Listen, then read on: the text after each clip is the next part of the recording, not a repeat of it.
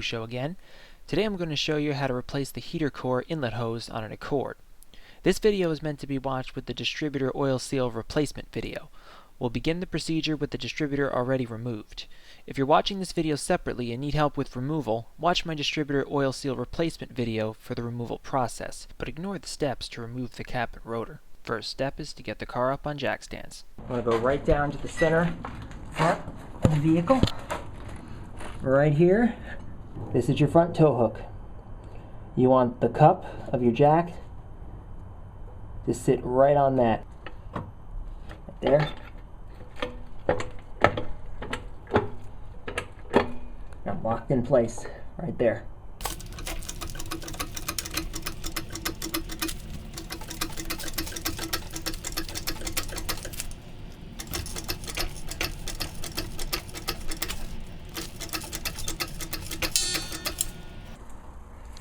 Alright, slip in the jack stands. Right behind the front wheel, on the frame, you'll see there's a pinch weld right here.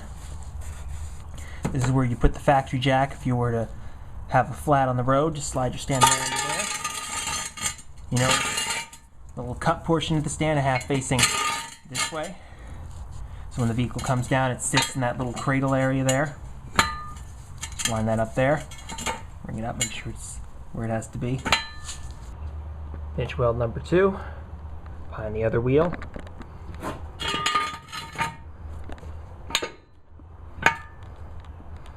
going to leave it that level, like the other side.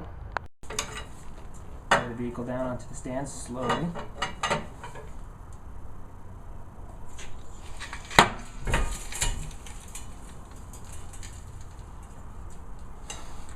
I usually just leave the jack right up against that point right there, so as soon as I'm ready to bring the vehicle down, it's ready to go. The jack is not bearing the weight, it's just up against the jack point. Before we drain the rad, make sure that the fan is off and the temperature control is turned to the full hot position. This is very important. The temperature selector is connected to this valve via this cable. This valve controls coolant flow to the heater core. When the temperature selector is in the hot position, this valve is fully open. We want full coolant flow through the heater core when we go to bleed the cooling system later. Directly under the splash shield here, that's your radiator drain. You just grab it and twist it to break it loose. If it's a little tight, just get a pair of pliers on it, turn it counterclockwise, and the coolant will start to drain. Get a drain pan. This open-mouthed one, I wouldn't recommend ones with funnels. So I had to get the jack out of the way because it was getting in the way of the drain pan. Position a drain pan directly underneath. Just break this open. Unscrew it all the way. Let it drain. Remove the upper cap, that'll allow air into the system and it'll drain quicker.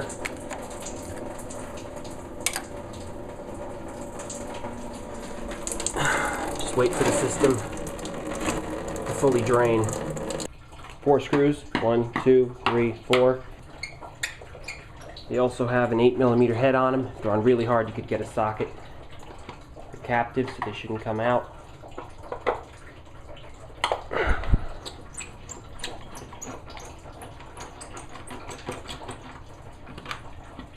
Get this intake tube out. Grab underneath it. It's got a little clip inside it. May take a bit of force, but it'll come off. Make sure the gasket still stays on there. And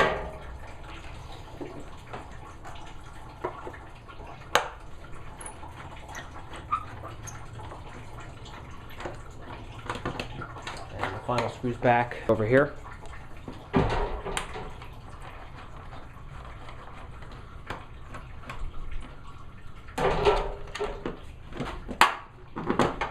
Just comes right off.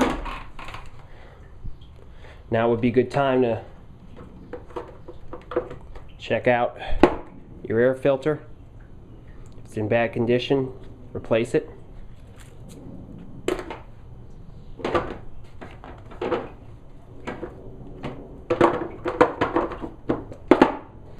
Done draining down here. That's taking its time, so let's just tighten up this petcock here. snug it up by hand. No need to kill it with a pair of pliers or anything.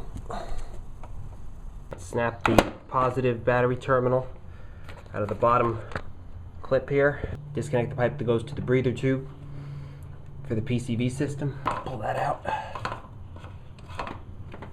Just pop this hose that goes to the evap purge solenoid and get it off the clip here. Pop this little cable off too. Just disconnect it.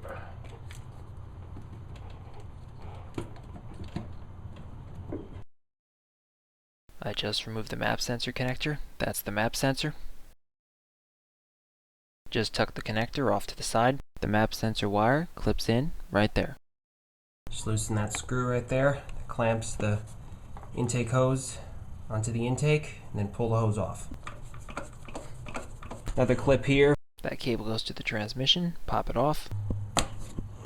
Once all the hoses are out and all the cables and harnesses are unclipped, just grab it, give it a little twist, loosen it up, and just pull it out. Work it around all the cables.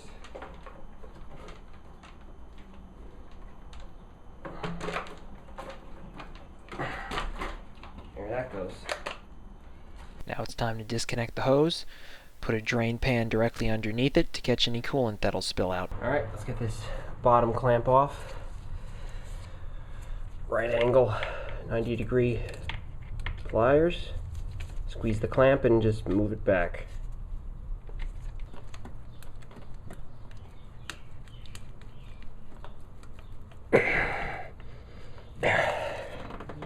Move it back and forth while pulling. Eventually you'll get the clamp off. Now this hose can be on pretty tight, so there's one of two ways to get it off. You can go with a pair of channel locks. Just get on the hose like this, grab towards the end, twist back and forth until you break it loose, because the hose does fuse to the nipple here. Or, special tool that I like, hose pliers. Grab around the hose, get a firm grip, breaks the hose loose, and you can easily just get it off. These will save you so much, especially sometimes when these hoses are in inaccessible places where you can't even get your hands to get some good leverage and pull on them. So if you don't have these, I hope you have these, or you're in for a world of pain. You can also take a razor blade and cut the hose open, and that's another way to get it off. Okay, so that hose runs here, under the radiator hose, down, and into this heater valve here. So let's get the hose off on this side now. Same deal as up top. Grab it.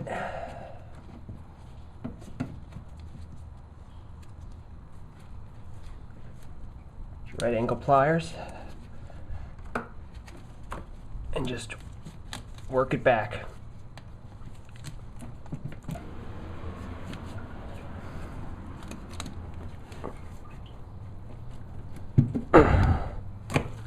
Be very careful because this heater valve is plastic, so I mean, do what you have to do to get this clamp off, but don't overdo it.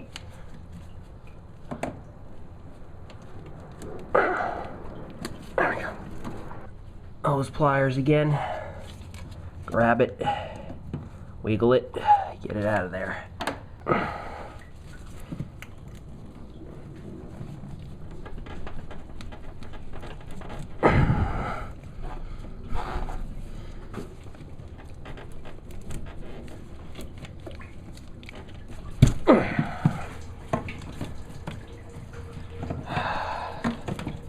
Now right under here, the hose slides through a round clamp. Easiest way is just to pull the hose through the clamp and out. So just take one of these hose clamps off the edge, and then just pull the hose out through this clamp. Get this clamp off.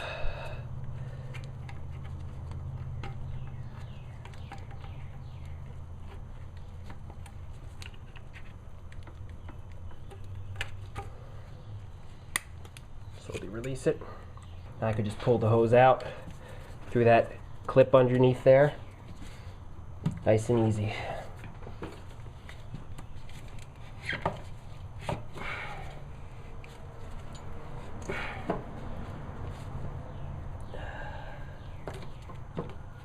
Don't forget the clamp on the other side of the hose.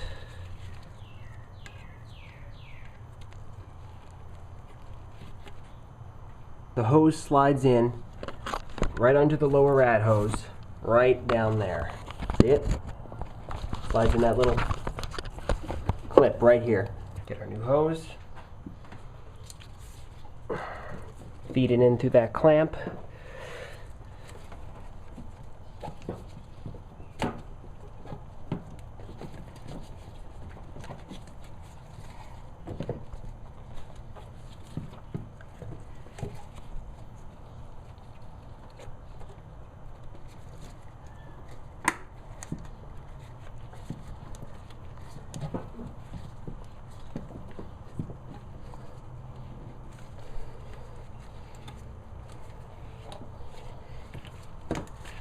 Twist it in position. Put our clamps back on.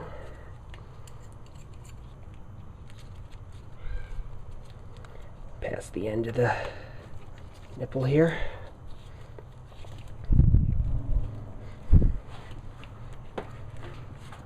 Just work the hose on.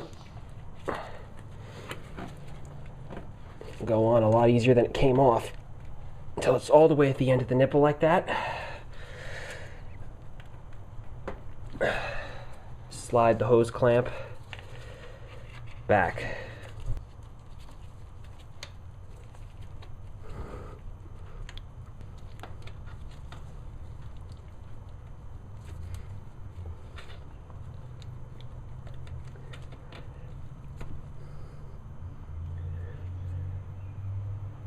Right about there will be fine.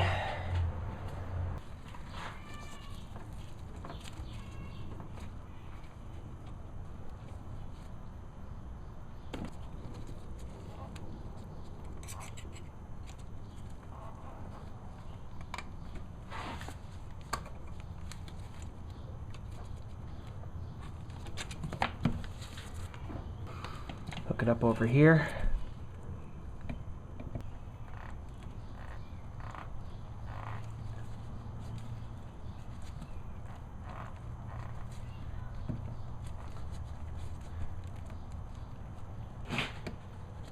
Just twist that.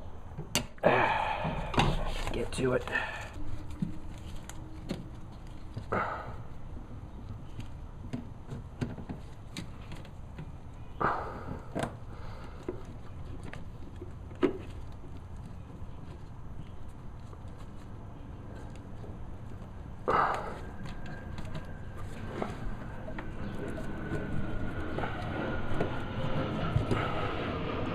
Back forward, release it. Now just take the hose, push it back, and snap it into that clamp. There it is. Check the hose, make sure it has no kinks, make sure it's been positioned properly. Then reinstall the intake hose and connect it to the throttle body.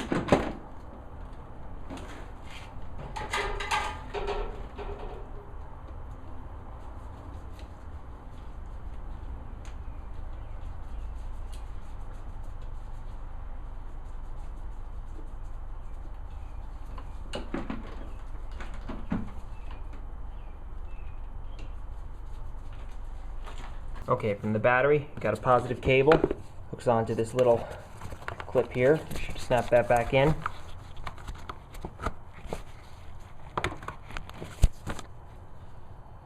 Over here you got the cable for the transmission. You should have clipped that back in here.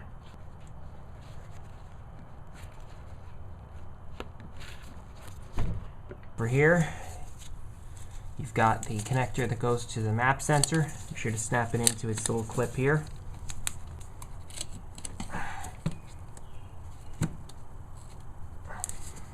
That. Then reconnect the map sensor. You have your line here from the evap solenoid. Be sure to clip that into the space on top. Be sure to reconnect the fresh air side of the PCV system. Push that hose back in there. And just tighten up the clamp for the intake hose.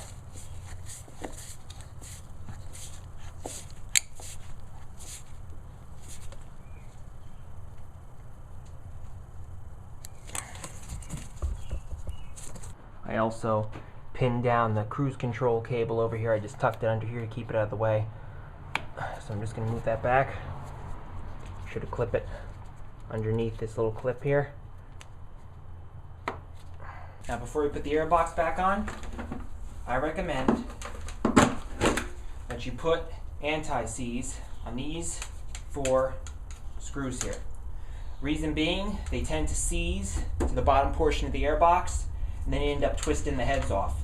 And it's not uncommon to find 2 or more of these screws already sheared off, because they really do like to seize up. Now to do that, I'm going to just turn the upper portion of the box around like this, so I can have easy access, because these screws are captive. I can't pull them out.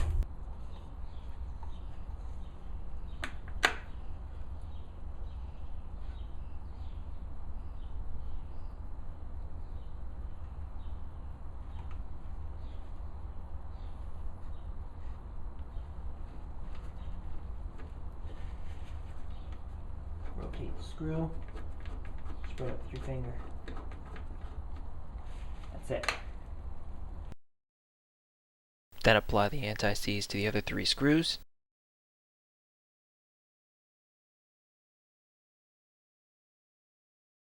And wipe away any excess residue with rubbing alcohol.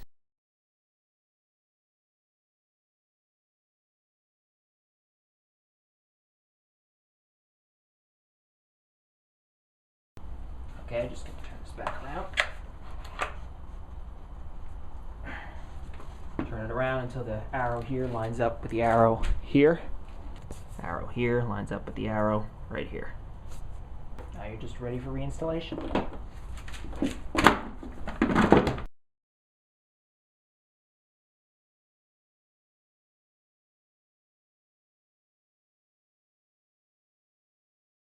Put the intake snorkel back in. Put it down there and push till it clicks. Now, reinstall the distributor. You could use the installation instructions from the Distributor Oil Seal video. Then, refill and bleed the cooling system. I put a link to that video in the description if you need it.